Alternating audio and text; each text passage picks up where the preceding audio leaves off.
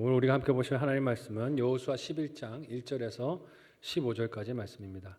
구약성경 336페이지 전으로 있습니다. 여호수아 11장 1절에서 15절까지 말씀을 한 절씩 번갈아 가면서 교독하도록 하겠습니다. 하솔 왕 야빈이 이 소식을 듣고 마돈 왕 요밥과 시므론 왕과 악삽 왕과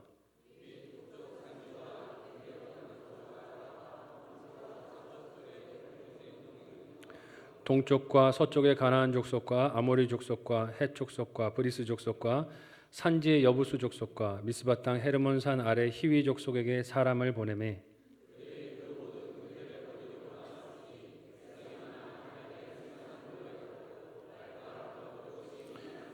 이 왕들이 모두 모여서 나와서 이스라엘과 싸우려고 메론 물가에 함께 진쳤더라.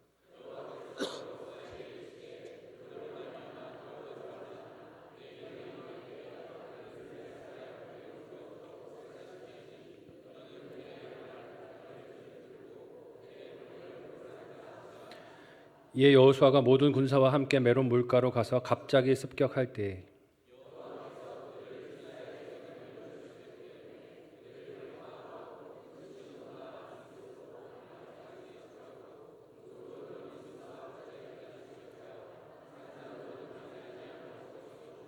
여호수아가 여호와께서 자기에게 명령하신 대로 행하여 그들의 말 뒷발의 힘줄을 끊고 그들의 병거를 불로 살랐더라.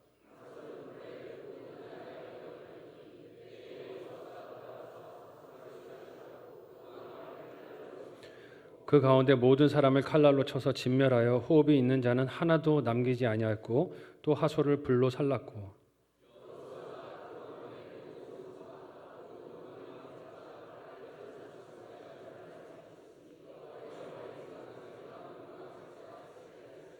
여호수아가 하솔만 불살랐고 산 위에 세운 성읍들은 이스라엘이 불사르지 아니하였으며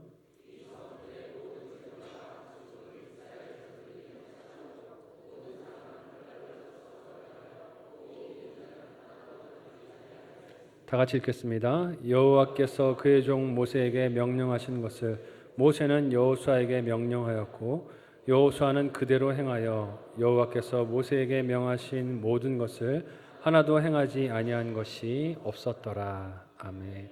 전후 좌우로 인사 나누겠습니다. 사랑하고 축복합니다. 네.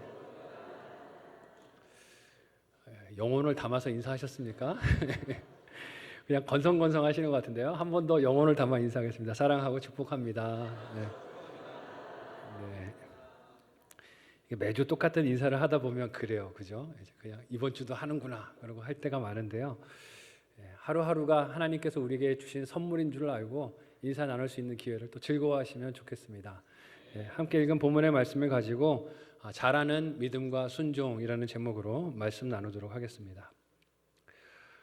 교회에 출근하면 목회실에 주로 머무르는 시간이 많습니다. 목회실에 머물러 있는데 목회실에 있으면서 제가 요즘 누리는 즐거움 중에 하나는 자라나는 화분의 식물들을 보는 것입니다.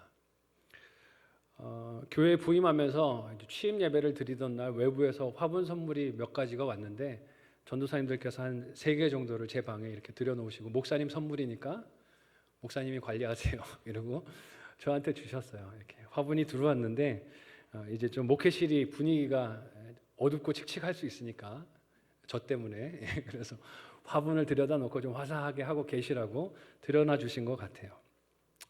감사한데 사실 화분이 들어왔을 때 두려운 마음이 덜컥 들었습니다. 뭐가 두려울까요? 어떻게 그렇게 잘하지? 죽일까 봐. 관리를 잘 해야 되는데 제가 죽일까 봐 걱정이 되는 것이죠. 얼마 만에 물을 줘야 되는지 정보가 저는 하나도 없고 또 어떻게 관리를 해야 될지. 제가 어릴 때 자랄 때 보면 저희 어머님은 화분에게 정성을 많이 들이시더라고요. 잎도 닦아주고 이렇게 하시는데 저는 그럴 마음도 여유도 정신도 없으니까 어떻게 할까 고민을 하다가 그냥 이렇게 하고 있어요. 좀 시들해 보이면 물컵으로 먹던 물로 이렇게 한 번씩 물을 주는 이런 일을 하는 거죠. 그러면서 기도하는 마음입니다. 죽지만 말아줘. 죽지만 말아줘. 이러고 물을 줘요.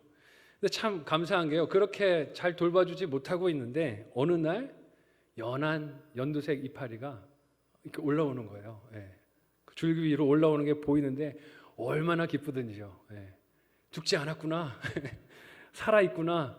살아있다는 신호를 이렇게 나한테 보내주는구나. 자라는 그 모습을 보니까 너무 마음에 기쁨이 오고 마음이 흐뭇해졌습니다.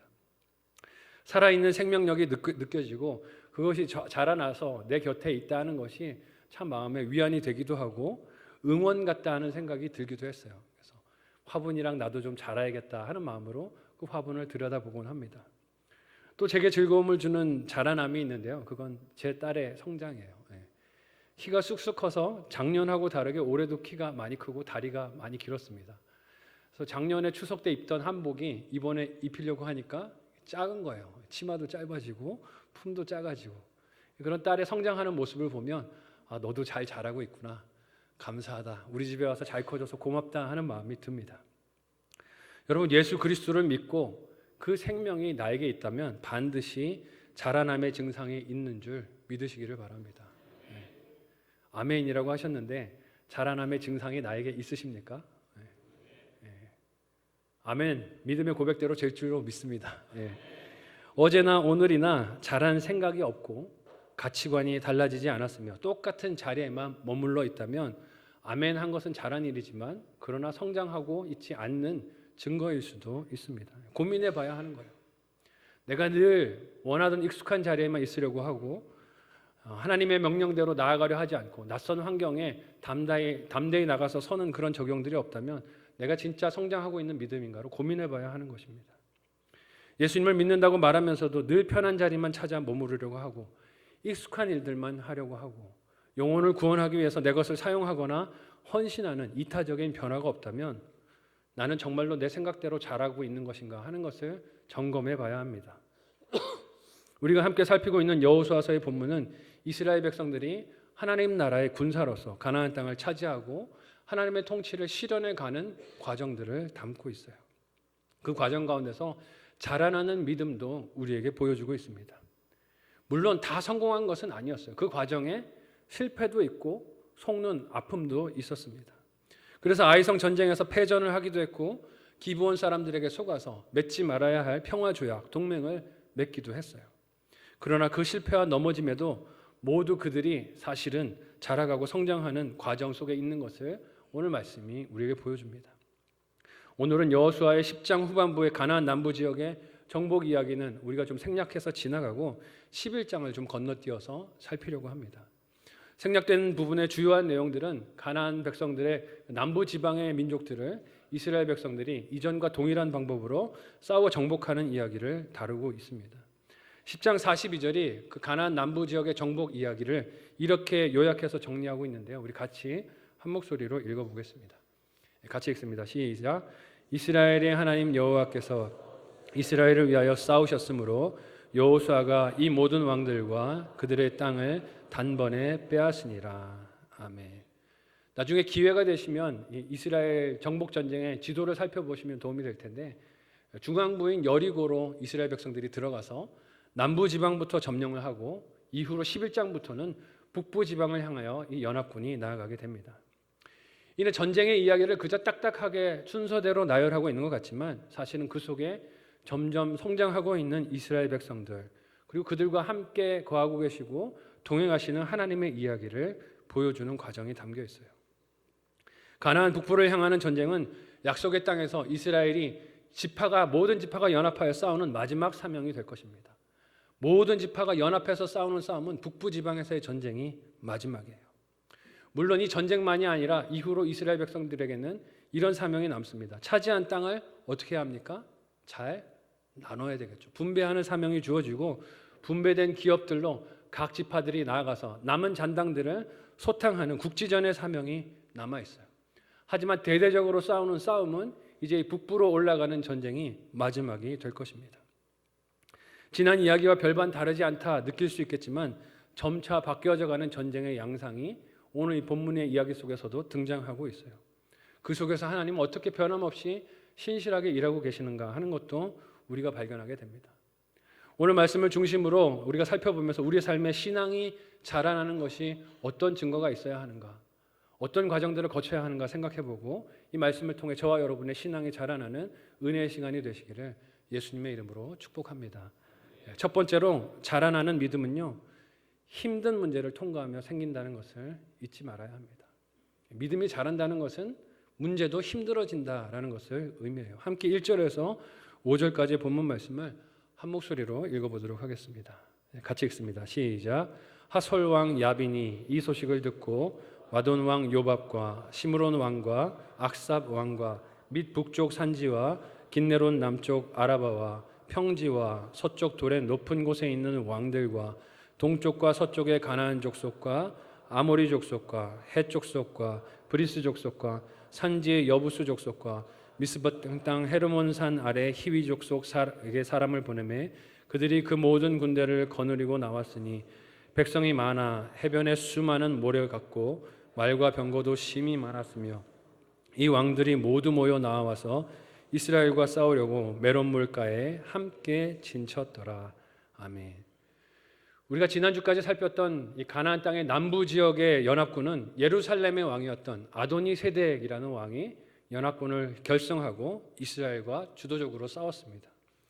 가나안 북부 지역의 연합군은 오늘 본문에서 하솔 왕 야빈이라는 인물이 연합군을 결성했다라고 기록하고 있어요.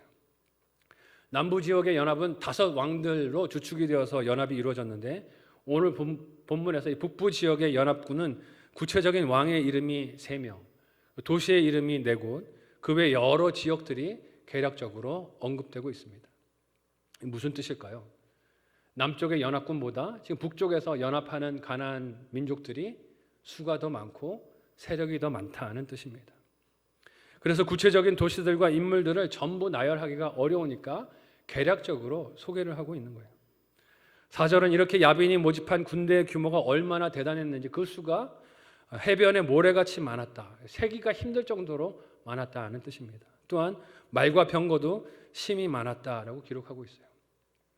당시 여호수아가 지휘했던 이스라엘 군사들이 사용했던 무기가 청동기였을 것이라고 성경학자들과 역사학자들이 많이 추정을 합니다. 그 시대 상황이 그랬다는 거예요. 그래서 이스라엘 백성들이 쓰는 무기는 청동기였을 확률이 높습니다. 하지만 가나안의 정착민들과 그 중에 하나인 블레셋 족속은 이미 철기를 사용하던 철기 문명을 사용하고 있는 민족들이었어요. 생각해 보세요. 청동기와 철기 무기가 만나면 무엇이 이기겠습니까? 당연히 철기가 이기겠죠. 오늘 본문은 그들이 보유했던 무기 중에 철기인 병거가 있었음을 명확히 기록해서 우리에게 증언하고 있어요. 그러니까 군사적으로 능력의 차이가 많이 나고 있다는 거예요. 무기의 차이가 많이 난다는 것입니다. 물리적인 관점에서만 보면 상대할 적수가 못 된다는 것을 밝혀서 알려주고 있는 거예요. 군사의 숫자나 무기나 차이가 너무 많이 나는 현실이 있다는 것을 말해주고 있어요. 5절 말씀을 보니 이렇게 대단한 왕들이 대단한 무기들을 가지고 모두 모여 나와서 이스라엘과 싸우려고 메론 물가에 함께 진을 쳤다라고 말하고 있습니다. 그만큼 이 하솔 왕 야빈이라는 사람의 지도력이 셌던 거예요. 이 하솔이라는 성읍이 그렇게 크기가 막강했던 것입니다. 성경 고고학자들은 말을 해요. 그 땅의 크기가, 성읍의 크기가 약 25만 평 되었을 것이고 사람의 인구수는 약 3만 명이 넘었을 것이다. 대단한 그때 당시의 도시에서 큰 성읍이었다는 것이죠. 이스라엘 백성이 처음 쳤던 여리고도 큰 성이었지만 이후로 갈수록 적들이 점점 더 세지고 커지고 강해지는 것을 봅니다. 이렇게 강한 성읍의 왕이 요청을 하니 사방에서 가나안 민족들이 나와서 같이 도와서 싸우겠다고 결집을 한 거예요. 우리 마음에 이런 생각이 들 수 있어요. 하나님 말씀 따라 매일매일 순종하고 살아가면 좀 남은 삶은 편하게 펼쳐지기를 소망하고 기대하는 마음이 들지 않겠습니까? 근데 오늘 말씀을 보면 어때요? 그렇게 승리의 경험이 쌓였는데 점점 더 상황은 힘들어지고 어려워지는 것만 같습니다. 승리의 경험이 많이 쌓였는데 적의 연합과 모여서 대적하는 강도도 점점 더 강해지고 심해지는 것이에요. 그러니까 공로주의적인 시각으로 신앙생활을 한다면 이런 마음의 생색이 올라올 수 있어요. 이 정도 싸웠으면 적을 좀 가볍게 해주시고 전쟁은 좀 그치게 해주시고 편안한 삶을 주시지 왜 이렇게 더 힘들고 어려운 전쟁을 해야 하는가, 낙심이 될 수 있을 것입니다. 싸운 일에 대한 대가나 보상을 바란다면 점점 더 힘들어지고 세지는 적군들을 바라보면서 마음이 무겁고 어려워질 수 있을 거예요. 오늘 본문에서 이스라엘은 승리를 하면 할수록 만난 적들은 더 많아지고 더 강해지고 무기도 세지는 것을 봅니다. 적대감도 더욱더 올라가고 있어요. 이렇게 더 커져만 가는 원수들과 문제 앞에서 그러나 하나님은 오늘 말씀에 어떤 말씀을 약속으로 주십니까? 함께 6절을 한 목소리로 읽어보도록 하겠습니다. 같이 읽습니다. 시작. 여호와께서 여호수아에게 이르시되 그들로 말미암아 두려워하지 말라. 내일 이맘때에 내가 그들을 이스라엘 앞에 넘겨주어 몰살시키리니 너는 그들의 말 뒷발에 힘줄을 끊고 그들의 병거를 불사르라 하시니라. 아멘. 하나님 뭐라고 하세요? 걱정하지 마라. 네 눈에 더 많아 보이는 적은 문제가 아니다라고 말씀하세요. 환경이 어려워지는 게 더 큰 일인 것 같은데 그건 문제가 아니라고 하세요. 오히려 뭐라고 말씀하시는 겁니까? 이 문제가 하나님이 이것을 오히려 문제를 넘어가게 하실 기회가 될 것이다 라고 말씀하시는 줄 믿으시기를 바랍니다. 이 기회가 된다는 거예요. 위기가 아니라 기회라는 것입니다. 이전 교회에서 청년부 사역을 하면서 청년들과 수요일 저녁에 늦게 큐티 모임, 말씀 묵상 모임을 했던 기억이 있습니다. 수요 예배를 마치면 9시쯤 됐는데요. 청년들과 만나서 이렇게 큐티 모임을 하면 11시가 넘어갈 때가 많았어요. 함께 모여서 말씀을 묵상하고 그 말씀을 삶에 적용하기 위해서 어떤 적용을 하고 있는가 하는 것을 나누고 서로 크게 말씀대로 걷기 위해서 노력을 하고 수고했던 기억이 납니다. 한 학기 정도 그 사역을 같이 하고 나서 사역자로서 궁금하잖아요. 청년들의 반응이 어떤지, 어떤 피드백이 들릴 것인지 궁금한 마음이 들어서 한 학기 동안 이렇게 같이 말씀 묵상한 소감이 어땠는지를 물었습니다. 뭘 기대하면서 제가 물어봤을까요? 예? 은혜 받았어요, 목사님. 너무 좋았어요. 제 삶에 이런 은혜는 없었어요. 뭐 이런 걸 기대하면서 이렇게 나눔을 했어요. 그런 시간을 가졌어요. 그래서 그런 나눔도 있었어요. 그런데 한 자매가 그 나눔 중에 이런 이야기를 하는데 제 마음이 철렁했어요. 이렇게 말하는 거예요. 이 큐티 모임 때문에 삶이 불편해졌어요. 이건 또 무슨 얘기지? 마음이 철렁한 거예요. 삶이 불편해졌어요. 아, 그래. 저녁 늦게 모이니까 아무래도 쉴 시간이 모자라고 또 새벽마다 큐티하라고 하니까 잠을 줄이는 것 때문에 힘들었구나 하는 생각이 들었어요. 그래서 이게 좀 시간을 많이 뺏느라고 삶이 불편해졌어? 라고 물었더니 그게 아니고요. 라고 얘기를 하는데 그 부분에서 제가 은혜가 됐어요. 이렇게 얘기를 하는 거예요. 말씀을 읽고 같이 묵상하기 전에는 아무 생각 없이 먹고 마시고 즐기고 관계를 맺고 지냈던 것들이 말씀을 묵상하니까 불편해졌어요. 그 일이 자꾸 마음에 걸림이 돼요. 그래서 먹는 것도 찔림이 되고 마시는 것도 불편해지고 사람들을 만나서 시간을 보내는 방법도 마음에 걸림이 돼요. 말씀을 묵상하기 전에는 불편하지 않았던 것들이 불편해지고 없던 갈등이 생기고 직장에서도 생각 없이 지냈던 것들이 이제는 생각을 하니까 괴로움으로 찾아옵니다. 어떤 선택을 해야 하나? 이전에는 고민 안 하고 했는데 이제는 고민을 해야 해요. 그래서 삶이 불편해졌어요. 라고 이야기를 하는 거예요. 그 어떤 나눔보다 제게 응원이 되고 위로가 되고 힘이 되는 나눔이었던 기억이 납니다. 여러분, 믿음이 자란다는 게 이런 것 아니겠습니까? 점점 더 높은 차원의 문제와 시험과 선택의 기로와 결단 앞에 선다는 것이 믿음이 자란다는 신호인 것을 잊지 마시기를 바라요. 그러니까 성령이 충만하면 이전 교회에서 그런 얘기들 갈등 충만이다. 성령이 충만하면 없던 갈등이 자꾸 찾아오는 거예요. 이전에는 생각하지 않았던 되었던 고민들이 자꾸 밀려오는 것입니다. 믿음이 어렸을 때는 하지 않았던 고민과 갈등과 생각을 하게 되기 때문에 그래요. 그렇게 생각을 해보면 신앙생활을 하면서 고민이 없는 것, 걸림이 없는 것, 위기가 없는 것은 그게 진짜 위기가 아닐까 생각해 봐야 합니다. 우리의 믿음의 감각이 무뎌진 신호일 수 있다는 거예요. 믿음이 예민하고 하나님의 말씀에 우리가 예민하게 반응을 한다면 걸리는 게 많아야 합니다. 문제가 많아야 하고 점점 더 적들이 강하게 다가오는 것으로 느껴져야 한다는 것이죠. 자라지 못한 어린아이의 신앙에 머물러 있으면서 더 이상 신앙의 성장도 없이 전진도 없이 퇴보 중인 것은 하나님과의 관계를 그렇게 반증하는 것이 아무 문제 없이 오늘을 그냥 그렇게 하루하루를 보내는 것이에요. 그런 불편함이 싫어서 갈등이 싫어서 어려움이 싫어서 성경을 덮어놓고 있다면 회개하시기를 바랍니다. 성경을 열어놓고 하나님이 나에게 무엇인가를 말씀하실 때 그것을 열린 마음으로 듣고 반응하고 아파해야 할 때 아파해야 하는 것입니다. 그 아픔이 싫어서 목장에 발을 끊고 나가지 않고 있다면 회개하시기 바랍니다. 목장의 자리에 나가서 말씀을 함께 나누며 때로는 아픔도 소화하고 견딜 수 있어야 하는 것입니다. 좋아하는 사람만 만나는 자리에 머물러 있다면 그것도 회개해야 합니다. 이제 목장이 내년이 되면 또 개편이 되고 바뀔 수 있는데 그런 상황에서 저 사람하고 붙여주세요. 이 사람하고는 떼지 마세요. 그런 말 하지 마시기를 간곡히 부탁을 드립니다. 그러지 마세요. 좋아하는 사람, 싫어하는 사람이 없어야 하는 거예요. 신앙생활에서 불편한 사람하고도 마주하고 나아갈 수 있는 신앙의 체력이, 영적 성숙이 우리에게 필요한 것입니다. 성숙한 믿음은 힘든 문제를 통과하면서 생깁니다. 이 자라남의 사명을 두려워하지 않고 힘든 문제도 용감하게 마주할 수 있는 저와 여러분들이 되실 수 있기를 바랍니다. 특별히 이번 주일은 명절을 앞두고 있습니다.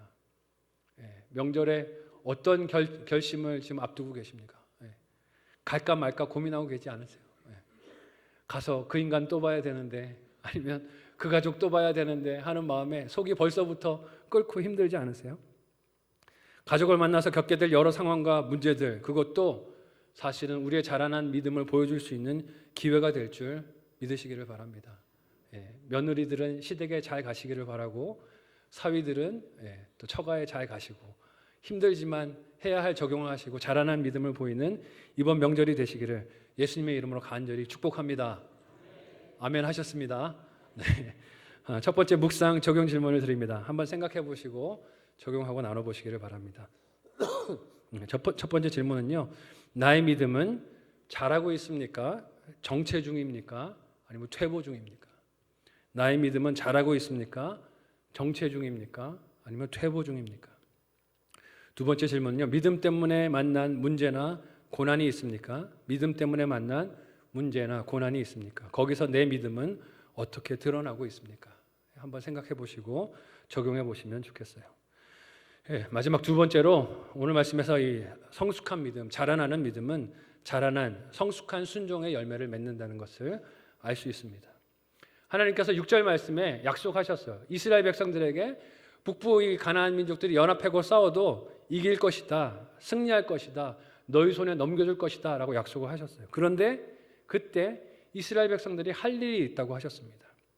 어떤 일입니까?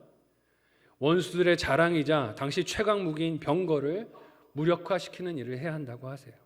구체적으로 해야 할 적용이요, 이 병거의 추진력인 말의 뒷발의 힘줄을 다 끊으라고 하십니다. 말의 뒷발의 힘줄을 다 끊고 그 병거들을 불로 태우라고 하세요. 오늘날로 치면 나라의 가장 강력한 무기인 전투기나 전차나 혹은 핵무기를 파괴하라는 명령입니다. 차지해서 그것을 쓸 수 있는데 그걸 쓰지 말고 파괴하라는 것이에요. 여러분, 이 명령의 인간적인 마음은, 인본적인 마음은 어떤 아쉬운 마음이 들까요? 아깝다 아니겠어요? 아깝다. 이거 내가 쓰면 이 전쟁 더 빨리 끝낼 수 있는데, 이거 내가 쓰면 이 전쟁 빨리 더 신속하게 마무리할 수 있는데 하는 욕심이 올라올 수 있을 것입니다. 근데 하나님은 이 무기를 다 끊어서 무력화시키라고 하세요. 그들의 승리가 무기나 사람의 힘이나 사람의 수단에 의해서 이루어지는 것이 아니기 때문인 줄 믿으시기를 바랍니다. 그래서 끊으라는 거예요. 아깝지만 끊는 것이 믿음이라고 하십니다. 그 사실을 확증하시고 믿음을 더욱 자라게 하시고, 하나님은 무기를 취할 것이 아니라 그러니 파괴하라고, 그것이 네 믿음을 확증하는 순종이라고 말씀하세요. 그래서 이스라엘 백성들에게 진정한 전쟁은요, 사실 외부의 적과 싸우는 것이 아니라 하나님이 주신 이 명령을 순종할 것인가 아닌가가 그들에게 진짜 전쟁인 거예요. 진짜 전쟁은 하나님께 받은 이 명령을 그들이 들은 말씀대로 순종할 것인가 아닌가가 진짜 이스라엘 백성이 하게 되는 전쟁인 것을 봅니다.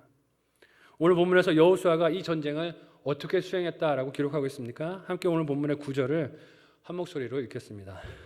9절 같이 읽습니다. 시작.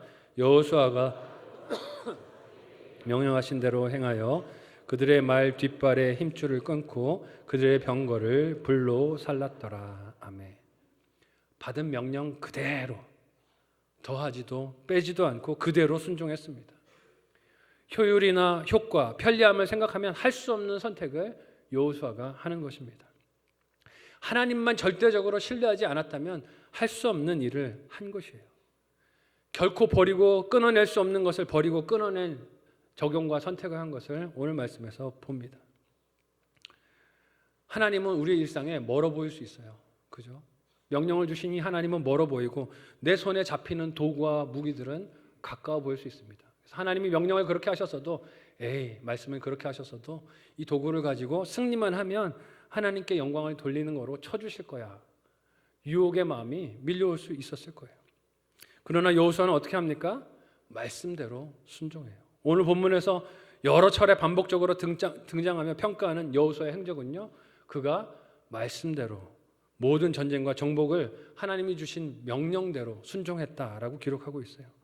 9절에서는 여호수아가 명령하신 대로 행했다라고 기록하고 있고, 오늘 본문 12절은 여호와의 종 모세가 명령한 것과 같이 하였다라고 기록하며, 마지막 15절은 이렇게 말해요. 제가 한번 읽어드릴게요. 여호와께서 그의 종 모세에게 명령하신 것을 모세는 여호수아에게 명령하였고 여호수아는 그대로 행하여 여호와께서 모세에게 명하신 모든 것을 하나도 행하지 아니한 것이 없었더라. 하나도 행하지 아니한 것이 없었더라. 말씀대로 순종했더라라고 기록하고 있습니다.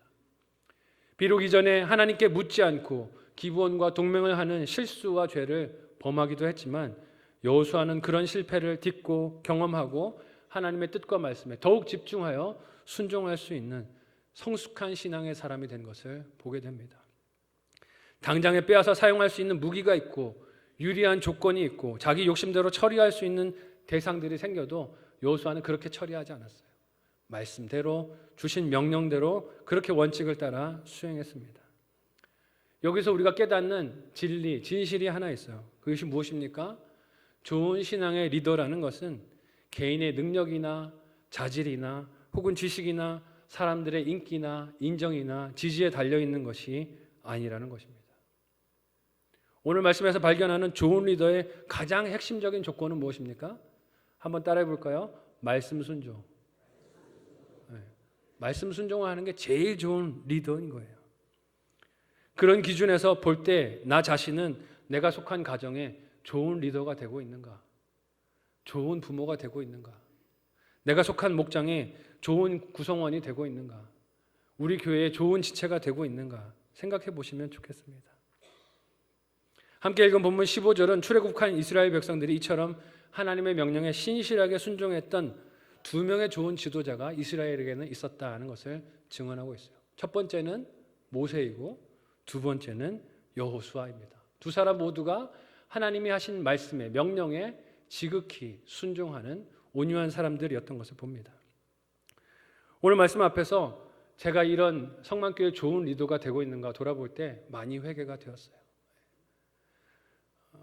담임 목사로 이렇게 위임 투표를 받게 되고 이제 위임식도 진행해야 될 텐데 돌아보면 저는 제 능력만 많이 걱정했던 것 같아요. 제 자질만 걱정하고 이 주어진 일들을 어떻게 내 능력으로 감당할 수 있을까만 걱정을 했던 것 같아요. 근데 정작 오늘 말씀을 보면 하나님 말씀에 순종하는 순종의 걸음걸음이 나에게 있는가?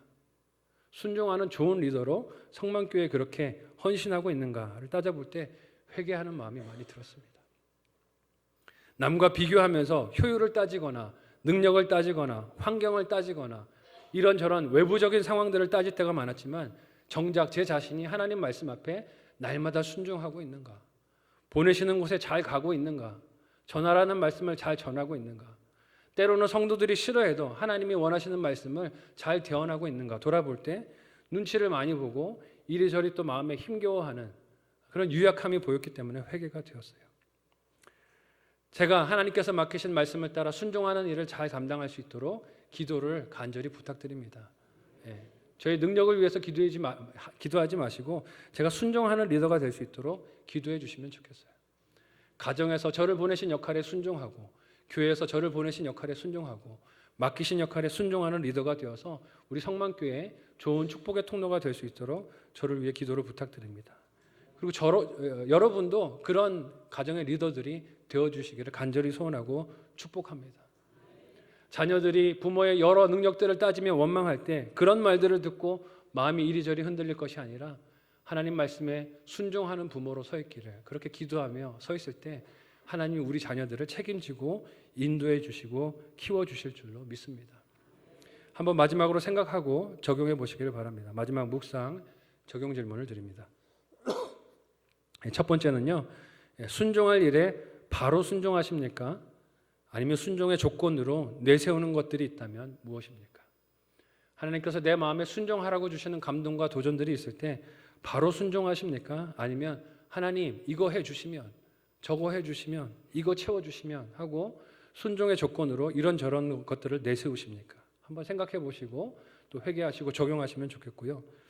마지막 두 번째로, 믿음이 자라나서 순종한 일이 있습니까? 예전에는 못했는데 믿음이 자라난 은혜로 이제는 순종하게 된 일이 있습니까? 그 순종하게 됐을 때 마음이 어떠셨습니까? 자녀들과 목장에서도 나눠보시면 좋겠습니다.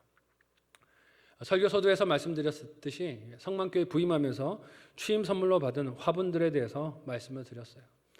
오늘도 그렇지만 이렇게 목회실에 들어가면서 그 자라있는 잎사귀를 보면 그냥 미소가 띄어집니다. 죽지 않았어, 살아있어, 이런 화분이 있는 거 참 감사하다 하는 마음으로 화분들을 바라봅니다. 근데 여러분, 목회실에 앉아있는 제 기쁨이 그것만 있겠습니까? 그렇지 않아요. 어떤 기쁨이 있을까요? 싹을 틔우고 성장해가는 성도들의 믿음 이야기가 들릴 때, 교육자들이 사역 나눔과 사역 보고를 통해서 성도들이 겪고 있는 애환과 어려움들을 많이 보고로 나눠줍니다. 좋은 이야기만 들릴까요? 갈등하는 이야기도 들려요. 가정들이 서로 다투고 분열하는 이야기도 들리고, 또 서로 갈등하고 다퉜다는 문제 이야기들도 들리고, 힘든 고난과 어려움들이, 경제적인 어려움과 또 몸의 아픔도 있다는 이야기들이 들려옵니다. 그럼 참 기도가 절절해져요. 하나님 도와주옵소서, 성장할 수 있게 도와주옵소서 하고 기도합니다. 그런데 그 소식을 듣고 나서 나중에 이런 소식들이 들려올 때 참 기뻐요. 목사님 화해했대요. 화해했대요. 말씀 보고 말씀이 깨달아져서 서로 회개하고 화해하셨대요. 화분이 큰 거하고 비교할 수 없는 기쁨과 즐거움이 제 안에 밀려듭니다. 적용하셨대요. 힘든 일인데 그 가정이 그렇게 적용을 하셨대요 하는 이야기가 들려올 때 참 큰 위로와 힘을 받습니다. 어떤 가정은 이런 이야기도 들려요. 경제적으로 어려운 형편 가운데 있는데 시부모님 모시고 그렇게 살기로 결정을 했다는 며느리의 이야기도 듣기도 합니다. 쉬운 일 아니잖아요. 근데 하나님 말씀 때문에 들려주신 은혜가 있어서 그 결정을 하기로 했다고, 적용하기로 했다고 하는 이야기를 들으면 마음이 먹먹해지고 콧날이 시큰해지는 감정을 경험하기도 합니다. 여러분, 남의 이야기만이 아니어야 하지 않겠습니까? 우리의 믿음도 하나님의 기쁨을 위해서 자라나야 할 줄 믿으시기를 바랍니다. 하나님의 마음을 시원하게 해드리는 저와 여러분의 신앙 여정이 되었으면 좋겠어요. 오늘 말씀을 통해 건강한 믿음, 성숙한 믿음은 더 힘든 문제를 만나면서 자라가는 것을 우리가 살폈습니다. 여러분, 더 힘든 문제를 회피하지 마시고 직면하면서 거기에서 해야 하는 적용들을 하며 그렇게 자라가는 저와 여러분들이 되실 수 있기를 바랍니다. 힘들어 보이지만 못 넘어갈 것 같지만 순종하면 하나님께서 넘어가게 하시고 승리를 주실 줄로 믿습니다. 성숙한 믿음의 증거는 무엇입니까? 불순종의 이유를 찾아서 핑계를 대는 것이 아니라 어떻게든 들려주신 말씀에 즉각적으로 순종하는 것입니다. 말의 힘줄을, 뒷발의 힘줄을 끊으라면 끊고 병거를 태우라면 태우고 하나님의 인도하심을 따라 순종해서 나아가면 하나님이 하나님의 방법으로 놀라운 승리들을 날마다 우리의 삶에 펼쳐주실 줄 믿습니다. 이번 명절이 그런 명절이 되실 수 있기를 바라요. 죽어도 안 변할 것 같은 그 가족 또 만나러 가야 할 수 있겠지만 그러나 하나님 믿고 나아가면 하나님께서 놀라운 역사들을 경험하게 해주실 줄로 믿습니다.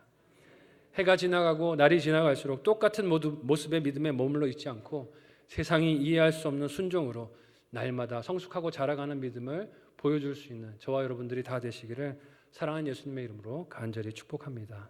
아멘. 말씀을 생각하며 이 시간에 합심하여 함께 기도하도록 하겠습니다. 하나님, 어제와 똑같은 믿음의 자리에 머물러 있지 않게 도와주옵소서. 내가 편안한 자리, 익숙한 자리, 내가 좋아하는 사람들과의 관계 속에만 머물러 있지 않게 해주시고 하나님께서 보내실 때 때로 이 가나안 지방의 북쪽의 많은 민족들이 그렇게 큰 무게를 가지고 다가오는 것처럼 어렵고 두려운 일들이 찾아오지만 그러나 믿음으로 나아가 성숙한 믿음으로 승리하는 우리가 되게 도와주옵소서. 이번 명절이 그런 명절 될 수 있게 도와달라고 합심하여 간절한 마음으로 기도하겠습니다. 하나님 은혜를 감사합니다. 우리를 사랑하셔서 예수 그리스도를 믿게 하여 주시고 그 믿음 안에 생명력을 가지고 오늘을 살게 하여 주셨습니다.